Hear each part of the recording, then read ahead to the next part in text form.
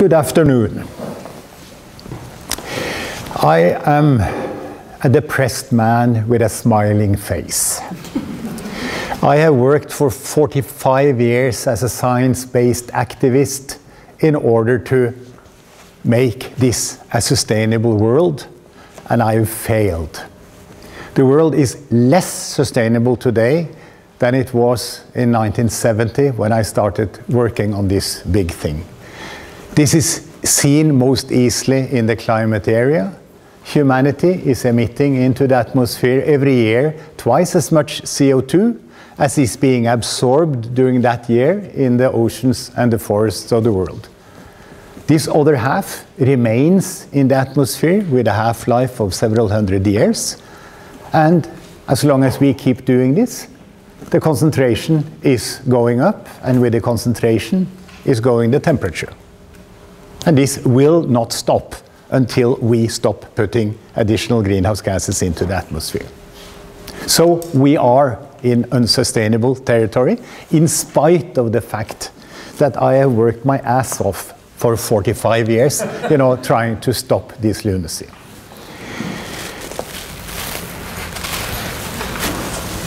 Let me go 45 years back. In 1972, my friends and I wrote the book called The Limits to Growth.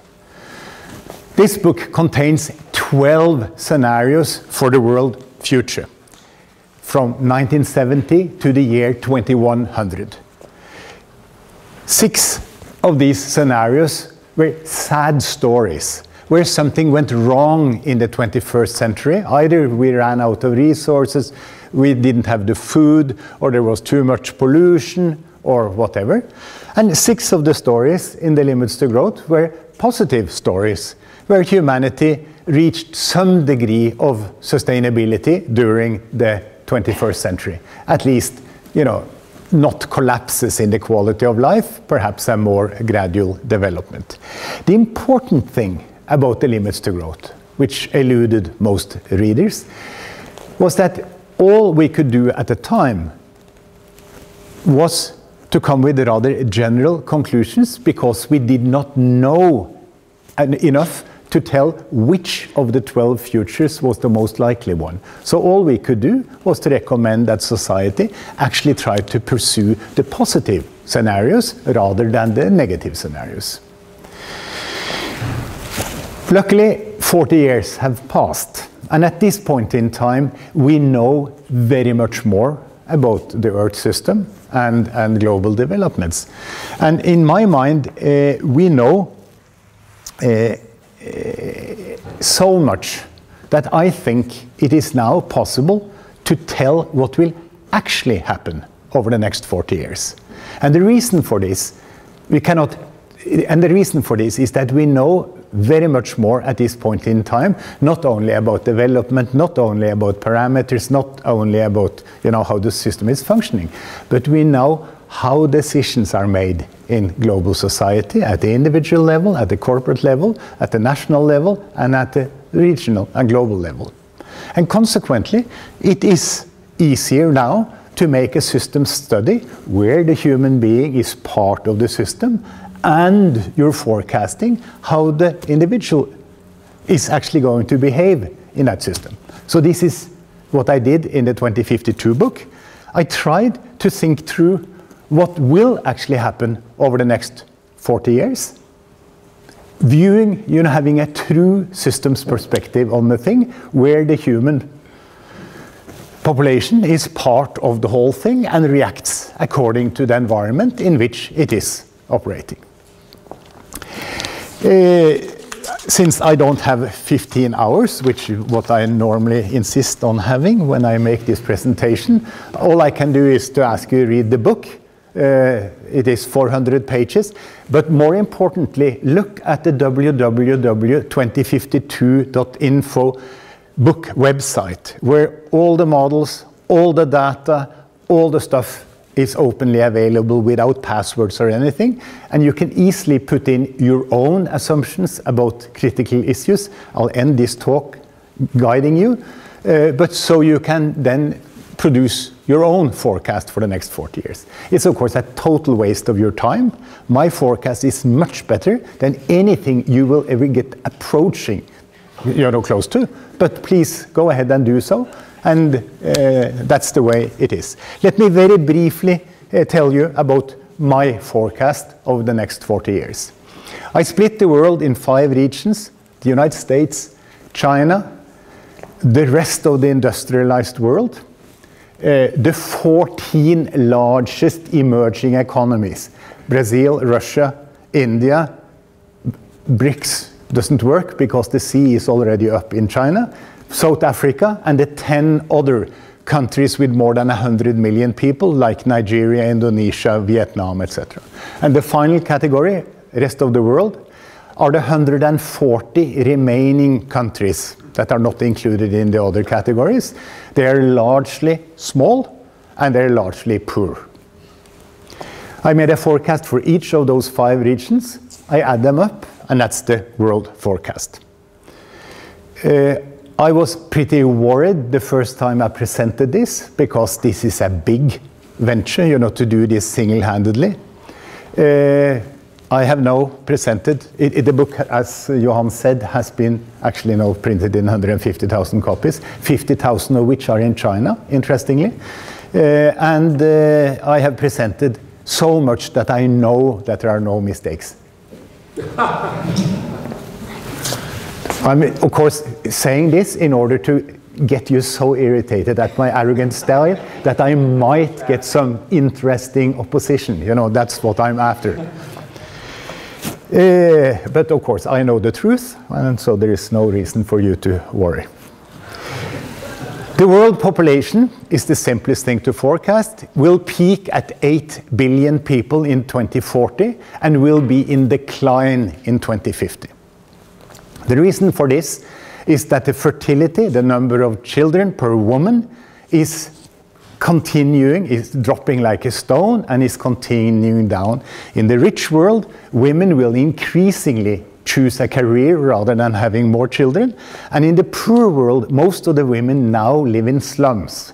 And while it was very profitable to have children in the village, it is exceedingly expensive to have children in the slum. And consequently, the birth rates in the cities are also, in the slums, are also going down. And as a sum, we will have a population that peaks at 8 billion. We are at 7.2 now, much earlier than most people think. The same goes for the world economy, which you also need to know something about if you want to forecast other things. I think the world economy in 2050 will not be 4 times as big as today's economy, which it would have been if economists and others are able to get the growth rate of the economy back to the 3.5% per year, which was the growth rate since I started talking about these things 40 years ago. As a consequence, the red line, the world economy today is 4 times as big as it was when I started working on these matters. Growth has certainly not been stopped by limits to growth. But it will not continue. And the reason why this will not continue is twofold. First of all, the labor force. You should think about the GDP, which is the annual production of goods or services, as the product of the number of hands working and what they can produce in a year. So it's the labor force times productivity. And I've already told you that the labor force is going to stagnate and then decline over this period. So the question is, what will happen with productivity? The output of goods and services per person per year, or per worker per year. And in the mature world, the productivity will not increase, for the simple fact that we have already moved the population from agriculture through the addition of tractors and energy into the production of things in industry. Then we have added capital, energy, computers, and we have emancipated people to work in simple offices, in the banks and in the other things, where now the computers are going to take over so that we can have people working in real personal services, culture, and care. This is what economic development is all about. The problem is that productivity growth, particularly in care, you know, those ladies that are going to take care of me next year when I go to the nursing home. You know, it is very, very hard for them to handle many men like I, and consequently, there will be little productivity growth out here. And since that's where most of the people will be from now on, there will be little productivity growth in the rich world. And since the population is stagnating and going down, the GDP of the rich world will follow the path of the last 10 to 15 years in Europe. You know, flat, going up in the business upturn, going down in the next downturn, up, down, like this. Luckily, there will be growth elsewhere on the planet. There are some economies that are succeeding in copying Japan and Korea, moving their nations quickly from agriculture to post-industrial society. You know, Japan did this from 1950 to 1990. South Korea did the thing from 1960 to 2000. China is now 1/3 in this process. Quick, planned, governed, controlled development from agriculture society to a service society. So there will be growth in parts of the world. The sum of all of this is that the world economy will only be twice as big in 2050 as it is today. And the third thing you need to know if you want to understand the next 40 years is illustrated by this graph. Over the next the next couple of decades, global society will be facing a number of problems that global society will have to start doing something about. Pollution, you know, difficult, hard to access resources, biodiversity loss, inequity. There are a number of problems that exist out there that will become increasingly serious over the next 30 to 40 years. And since and where we, in the end, we will have to start to use labor and capital to solve those problems. So a simple example, when sea levels rise, the Dutch cannot simply postpone the decision to increase the dike height. You know, so they will do so. And when you think through, when the Communist Party of China has now decided that we need to clean the air in Chinese cities, it simply means using capital and labor to clean the air. So instead of producing consumer goods, women's underwear and toys, you know, these 10 million people will be producing clean air. Absolutely no problem. This is what green growth is all about. It doesn't reduce the GDP, it doesn't reduce employment, but it reduces consumption growth because you need to use creative resources, you know, to solve problems rather than creating more consumer goods and services. No problem, except in capitalist market-driven society, you know, where you don't manage to get this shift to occur. So you see, world consumption is actually going to stagnate during the end of this period. So the annual consumption of goods and services will actually reach a level. That's good for our cause, but it is of course not going to happen because our ideology wins. It is happening simply because nature forces us to use a lot of investment on solving problems. Once you have those three things, population growing slower because of fertility drop, GDP growing slower because of lack of productivity growth, and you know, the shift, the forced structural shift in the economy, you know, because us running into the planetary boundaries. And I loved your comment that you don't like the word boundaries, because it isn't. It's simply that these things get more expensive to get hold of, so you must use more labor and capital to maintain the resource flow, or you have to start cleaning your act. These three things, you know, makes it very easy now to proceed and very quickly look through what are the consequences of this. So the simplest thing to do is, of course, to make a forecast how much energy will the world use over the next 40 years. Because since I know what is the GDP, all I need to do is to know energy use per unit of GDP. And since we have wonderful statistics, the green line, showing how the energy efficiency of the world economy has been coming down over the last 40 years, I do nothing but assuming that this is going to continue. And this is a reasonable assumption given the fact that we know the technologies through which this will happen, and we know that there is a certain willingness in society to do this. And as a consequence, you multiply energy intensity with GDP and you get the energy use. And you see that the world's energy use will reach a peak in 2040 and actually then be in decline afterwards. So this is how far the use of energy will go. If you then do some more thinking, you can just look through how the different, where that energy is going to come from. Here, of course, this depends on how hard it is to get hold of the various types. The way I see it, oil use measured in tons per year, not in value, but in million tons of oil per year, will stay stable for the next several decades and then decline. Gas use will increase dramatically over this period. Coal will increase some. But all of them will be in decline in the late 30s and 40s. Why? Well, this is not because we're running out of coal, oil, and gas.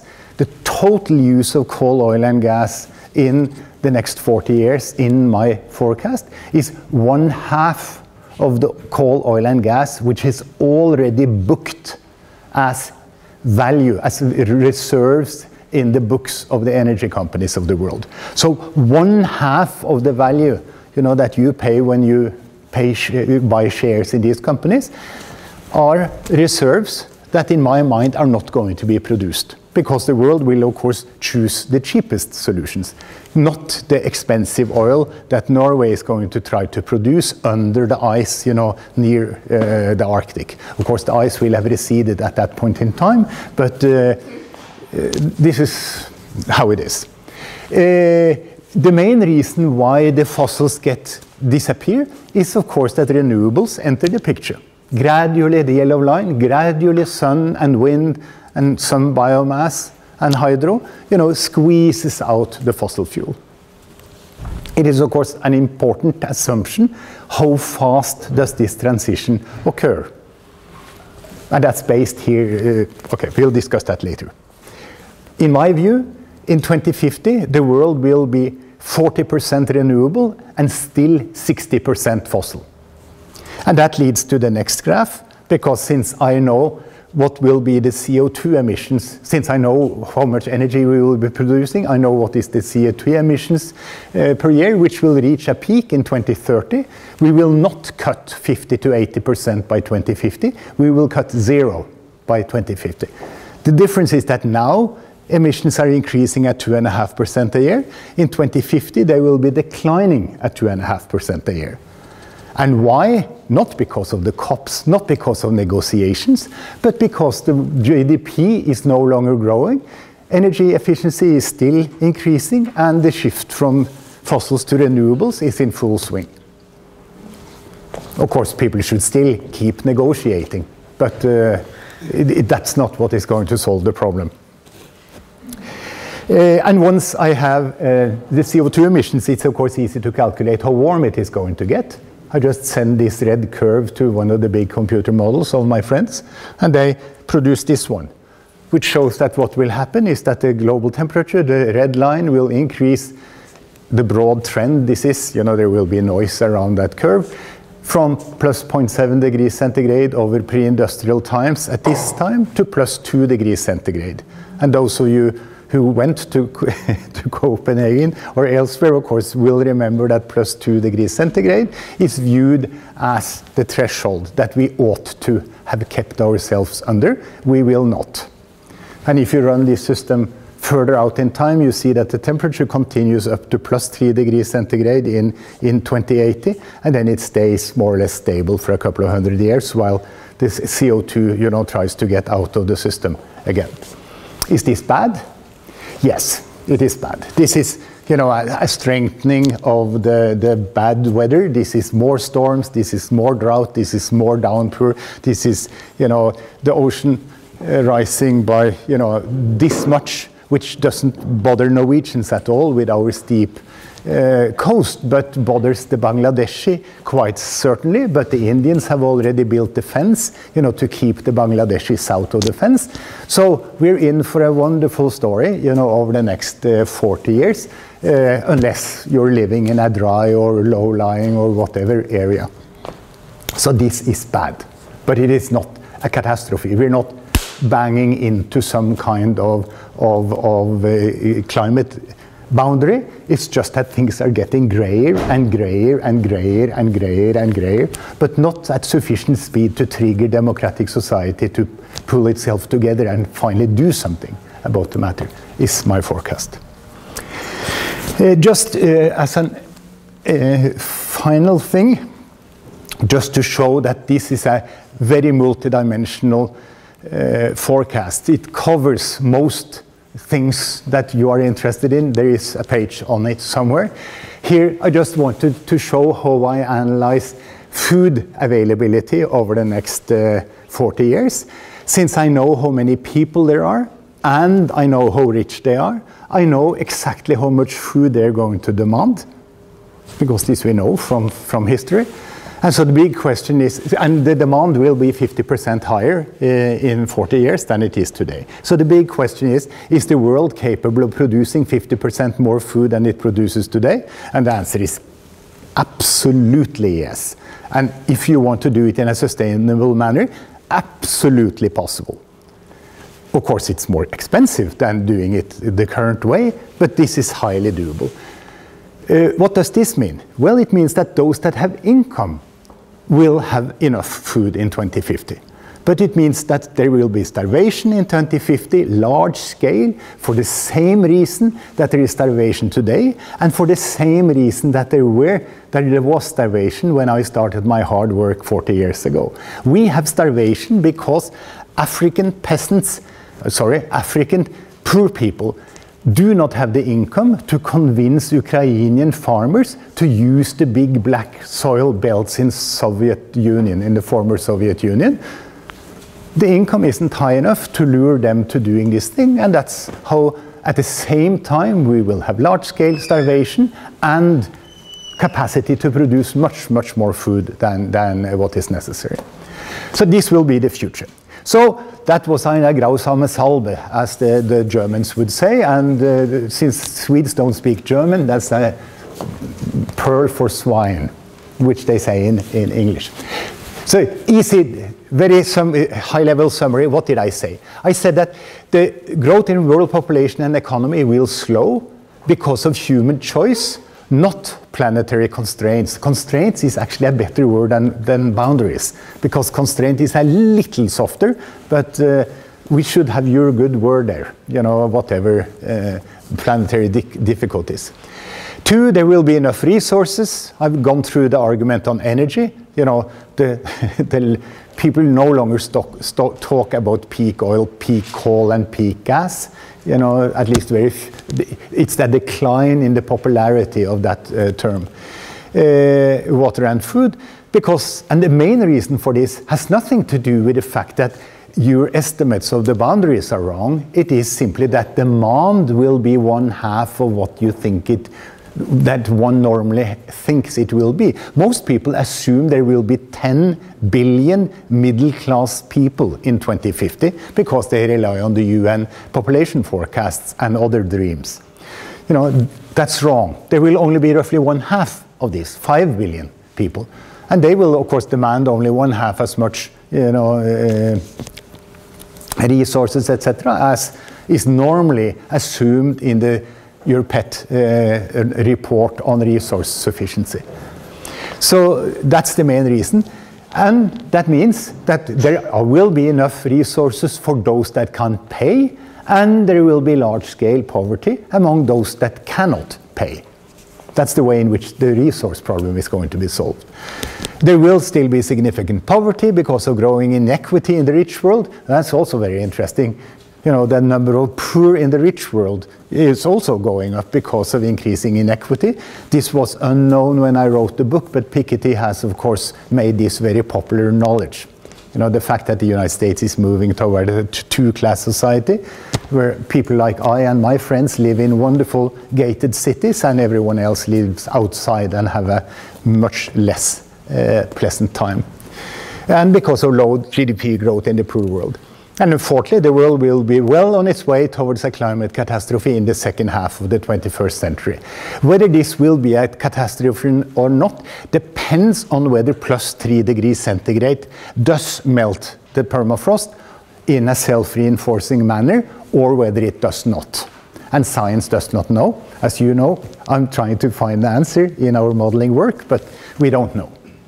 So it's totally unknown what will happen in the second half of the century.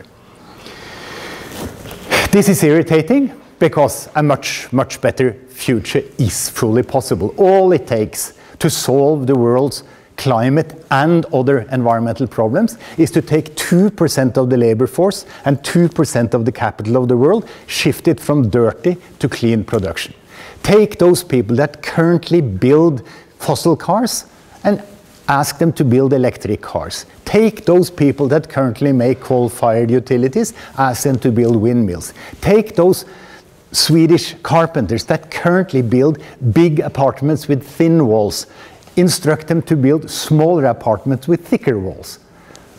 2% is the total shift that is necessary. This is the UN Green Economy report. This is well-established truth.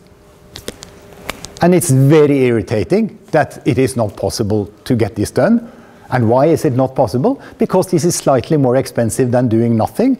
And of course, because those people that work in the dirty industries don't like to lose their job.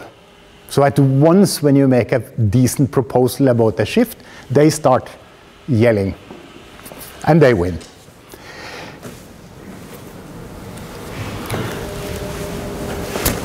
Finally, I have spoken as if the world was one.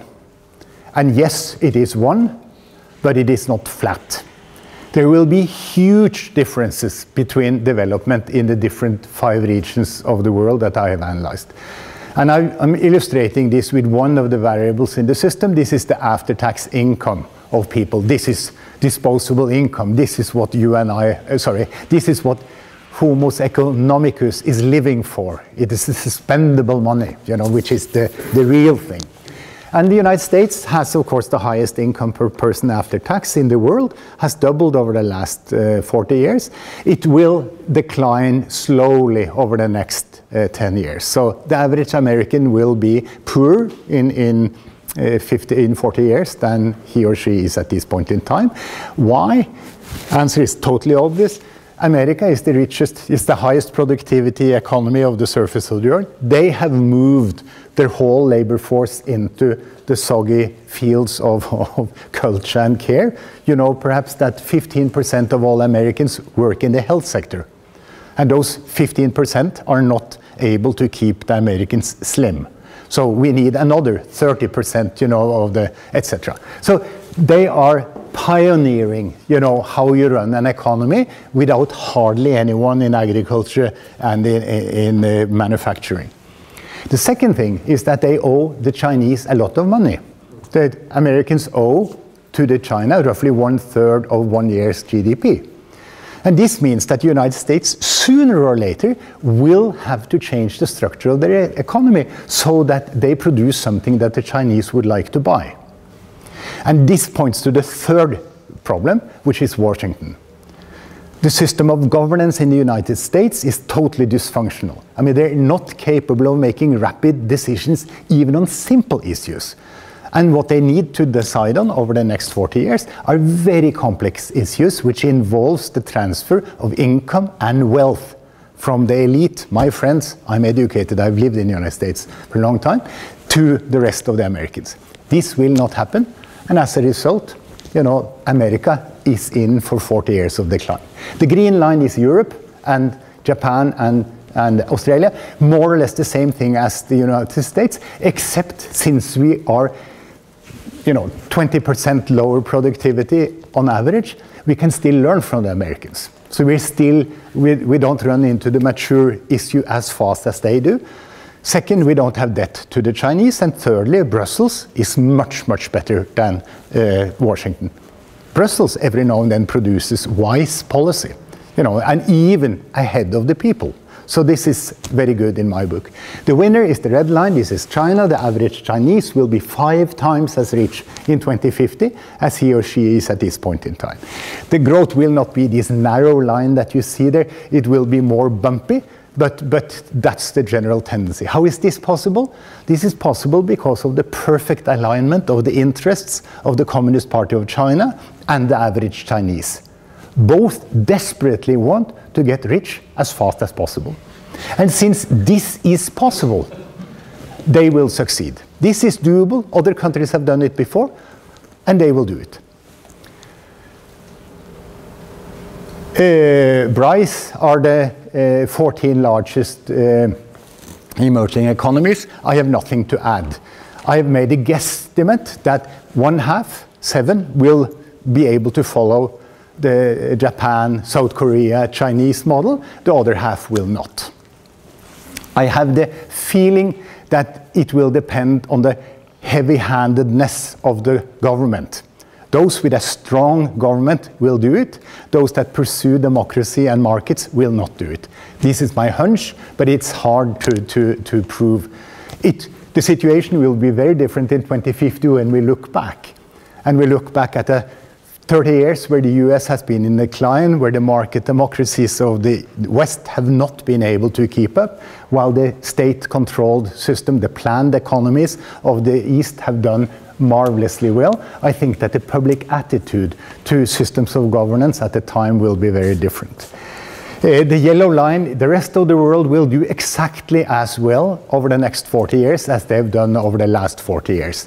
They've grown at 2% a year in GDP per person from $1 a day income in 1970 to $2 a day now, and they will be at $4 a day in the future. Why? Because nothing is different. Everything is exactly the same there as it was in 1970 when I first started traveling the world, and it is like this now, and I don't see any reason why there should suddenly occur something in that part of the world. Main conclusion, world population and economy will grow more slowly towards 2052 than most people expect, but still fast enough to trigger a climate crisis. Consumption will stagnate because society will have to spend ever more labor and capital on repair and adaptation. And the short-term nature of man, reflected in the short-term focus of democracy and capitalism, is the root cause of this development. So if you want to tell your spouse, what did he say? This is what he said. What are the critical assumptions? This is the final slide, so I see you standing. There are 4 assumptions which are important if you look at my forecast in scientific terms. First of all, the fact that I believe that average fertility will decline to 1.5 children per woman in 2050 on average. Currently it's 2.5. 40 years ago it was 4.5. So it's simply a continuation of the trend downwards. Secondly, the rate of growth of GDP per person will decline to 0 when economy exceeds $50,000 per person year in PPP dollars. This is just above the current US level. The growth rate in GDP per person in the United States is very close to 0 at this point in time. It was 4% a year in 1950, has gone down systematically. Thirdly, the fraction of annual energy investment going to renewable will increase to 100% in 2050. It will not increase to 100% next year. It ought to have been moved. So we put roughly $2 teradollars a year, $2,000 billion a year into energy investment. If we had shifted all of this from fossils to renewables at this point in time, we would have been able to have a world which is 60 to 70% renewable in 2050. Since this shift is going to go slow because it is more costly in the short term to build renewables, we will only reach 40% renewable at the end. And finally, the fraction of national income going to the richest part of the population will remain at current levels. And the important thing to understand here, if you want to be a thought-based analyst, is that the important distinction in society is between those that spend everything they earn and the rest of us, who earn more than we spend. That's the class distinction that should be included in any proper social analysis of the future, or economic analysis for that matter. All savings of the world is taking place in this category, those that earn more than they spend. Remember that. And what I'm basically saying is that we are going to fight for our rights. And we will keep saving, and we will keep, trying to spend that money for our own purpose, rather than for someone else's. I hope I'm wrong, and I would be very, very happy if any of you can make either point to a flaw in my thinking, but even better, come up with a solution which makes my forecast wrong. Thank you very much.